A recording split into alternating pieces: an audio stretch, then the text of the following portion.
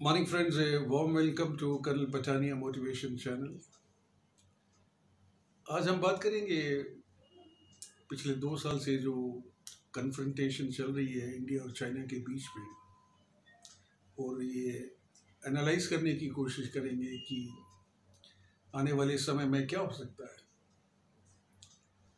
मई 2020 China ने अपनी जो उसकी स्ट्रेटजी है लोगों की या दूसरी कंट्री की ज़मीन हड़पने की, उसके तहत उन्होंने लद्दाख में इंट्रूजन किया। चाइना के साथ हमारी जो बाउंड्री है वो तकरीबन 3400 किलोमीटर है, और ये अरुणाचल प्रदेश, सिक्किम, हिमाचल और JNK के साथ गुजरती है। अरुणाचल प्रदेश में भी चाइना ने काफ़ी इंट्रूजन किया है, नए नए गांव बसा दिए हैं, और उसी तरीके से लद्दाख के अंदर भी उन्होंने इंट्रूजन किया है, और जिसका संज्ञान भारतीय सरकार ने लिया और उचित कार्रवाई की। पहले जो फ्रिक्शन पॉइंट थे उसके अंदर हमारा फिंगर एरिया आता था, उसके अंदर गोगरा हॉट स्प्रिंग आता था, और उसके अंदर जो सबसे महत्वपूर्ण एरिया है वो है डेप्सोंग प्लेन और डेमचोक विलेज। जब हमने कैलाश रेंज ऑक्यूपाई की, जो कि साउथ पड़ता है पेंगोंग त्सो लेक में, तो उस समय चाइना जो है वो काफ़ी घबरा गया, बिकॉज वो एक बहुत स्ट्रेटेजिक जगह है जहाँ से जो अलग अलग हाइट्स हैं वो चाइना का जो मोल्डो गैरिजन है उसको पूरी तरह से डोमिनेट करती है। अभी चाइना ने अपनी घबराहट में एक सोल्यूशन निकाला कि वो फिंगर एरिया से वापस चले जाएंगे, बिकॉज वो फिंगर 4 तक आ चुके थे, और वहाँ से वो वापस फिंगर 8 में चले जाएंगे, और इंडियन जो ऑक्यूपेशन था कैलाश रेंजेस का वो वहाँ से अपनी फोर्सेस को विड्रॉ कर ले। ये कुछ महीने पहले कंप्लीट हो गया, और अभी 16 राउंड की वार्तालाप के बाद कुछ दिन पहले गोगरा और हॉट स्प्रिंग जो 2 फ्रिक्शन पॉइंट थे उसके अंदर भी अभी सोल्यूशन निकल आया है, और वहाँ से फौजें जो हैं वो डिसएंगेज हो चुकी हैं। इसी बीच चाइना ने अपने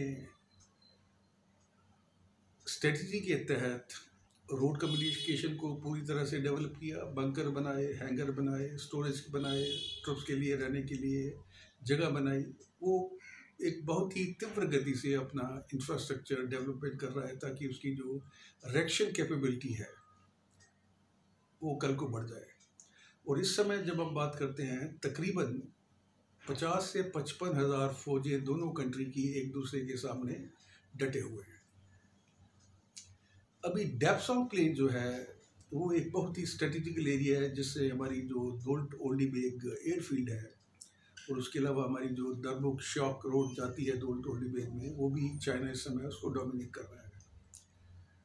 उम्मीद है आने वाले समय में इंडियन गवर्नमेंट चाइना के ऊपर प्रिवेल करेगी और डेप्सोंग प्लेन से भी उनकी वापसी होगी 2020 की पोजीशन उससे पहले। अभी चाइना ये क्यों कर रहा है, उसकी कुछ वजह है। सबसे पहले ट्रुप्स को मेंटेन करना 50 से 55 हज़ार, जो तकरीबन 17 या 18 ब्रिगेड बनते हैं, वो बहुत कास्टली है दोनों देशों के लिए। मैं आपके साथ एक चीज़ शेयर कर दूं, सेक्शन में हमारा बंद 1 ब्रिगेड है, लेकिन उसकी जो डेली मेंटेनेंस कॉस्ट है वो 5 करोड़ रुपया है, और अगर हमें 17 से 18 ब्रिगेड चाइना के खिलाफ मेंटेन कर सकते हैं तो आप ये मान के चलिए कि 70 से 75 हज़ार के बीच में डेली का खर्चा हो रहा है, और ये दोनों कंट्री ये अफोर्ड नहीं कर सकती।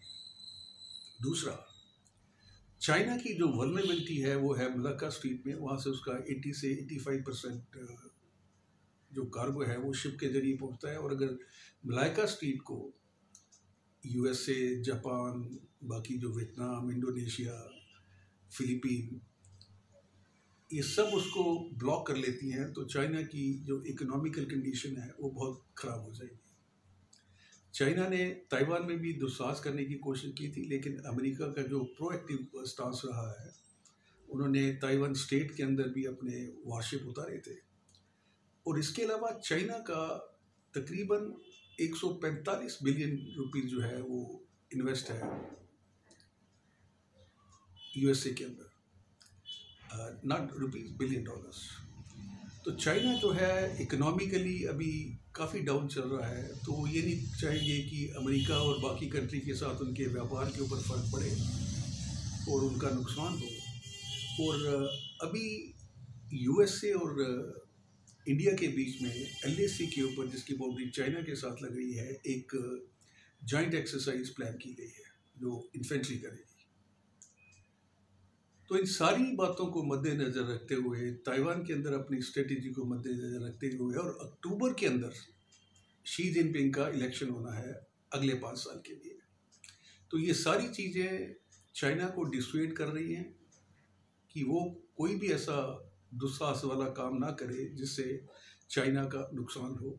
और अभी जो खबरें आ रही है कि उनकी रियल स्टेट में जो फॉल हुआ है उसकी वजह से उनके 5-6 ट्रिलियन डॉलर का नुकसान उनको हो चुका है। उम्मीद है आपने हमारे वीडियो को एंजॉय किया होगा। Kindly subscribe it, share it and offer us your comments so that we can further improve it. Thank you. जय हिंद।